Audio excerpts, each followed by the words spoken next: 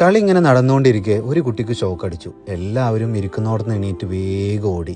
നമ്മളും എന്താ സംഭവം എന്ന് അറിയാൻ വേണ്ടിയിട്ട് അവരെ പിന്നാലെ പോയി നോക്കിയിട്ടാണ്.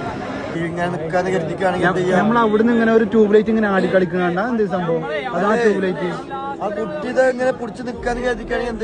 സംഭവം വലിയ സീരിയസ് ഇഷ്യൂ ആണ് കേട്ടോ. മല പോലെ വന്നത് കുന്നുപോലെ പോയി എന്ന് പറയാലോ. എന്തോ ഭാഗ്യം കൊണ്ട് അതുപോലെ നമ്മൾ രക്ഷപ്പെട്ടതാണ് കേട്ടോ.